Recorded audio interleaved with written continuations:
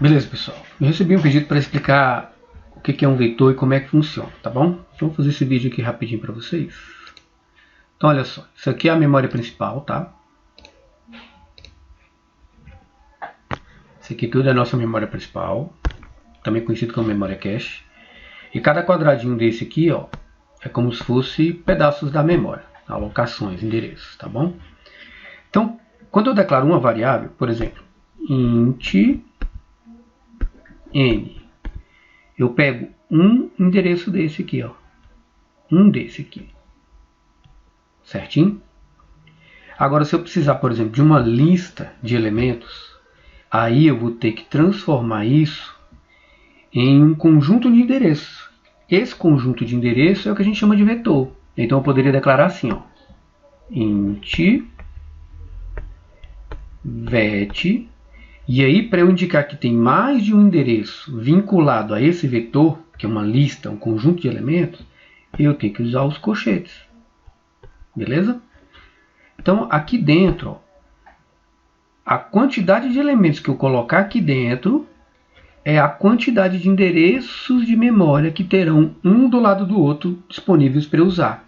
E o interessante é que todos ficam com o mesmo nome.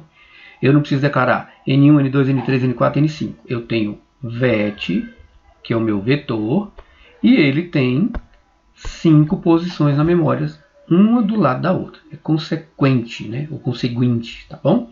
Então, beleza. É como se ele pegasse esse pedaço de memória e fizesse isso aqui, ó. Então, agora eu tenho, ó, 1, 2, 3, 4, deixa eu fazer mais um, 5. Beleza? Então, 1, 2, 3, 4, 5. E em cada item desse, ó, cada pedaço de memória desse, eu consigo guardar um valor diferente. Beleza? Agora eu vou ampliar esse quadradinho aí, tá? Esse vetor aí. Então, beleza. Esse vetor é aquele pedaço que estava aqui, ó.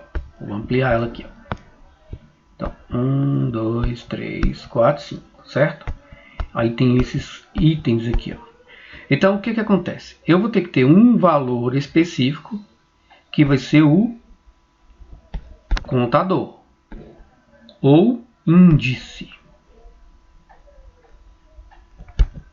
Beleza? Para que ele vai servir?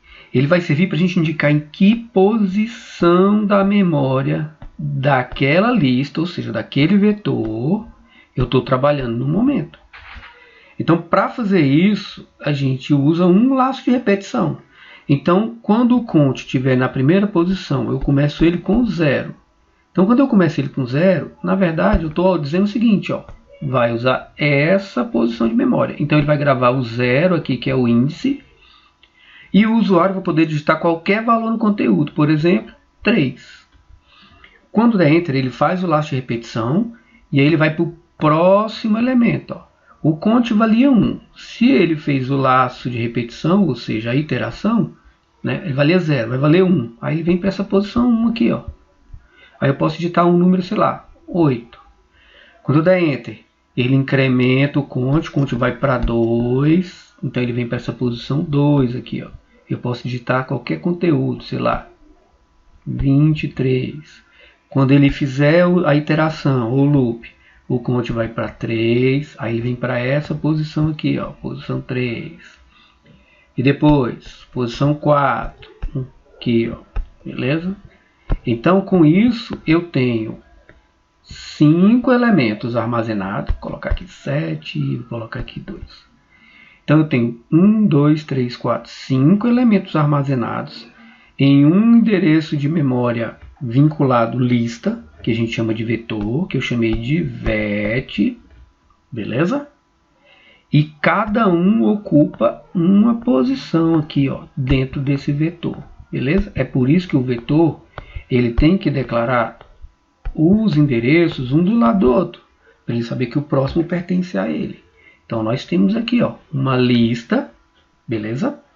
Estática, porque ela tem um tamanho definido, com 5 elementos, e eu chamei essa lista de vet, beleza? E lista é a mesma coisa que vetor, tá bom?